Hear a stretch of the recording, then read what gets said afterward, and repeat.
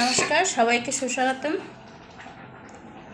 এখন আমার এখনকার রেসিপি বাঁধাকপি করব। বাঁধাকপির ঘন্ট আর মাছ তেল ঝাল করব। আজকের মাছ আমি কেটে ধুয়ে ভালো করে রেখে দিয়েছি, আর বাঁধাকপির ঘন্ট করব। আর এখানে ভাত হচ্ছে। আজকে বেশি কিছু করব না। বাঁধাকপি দেখুন আমি কাটছি কত ছোট ছোট করে। বাঁধাকপি যত ছোট ছোট করে কাটা যাবে ততই ভালো লাগবে খেতে, একদম গলে যাবে। এখনকার বাঁধাকপি তো জানেনই যে একটু মানে শীতকালের চেয়ে এখনকার বাঁধাকপি একটু রান্না করতে লাগে, অসুবিধায় হয়, সহজে গলতে চায় না। তা আমি দেখি কীভাবে রাঁধতে পারি। ঘন্ট করব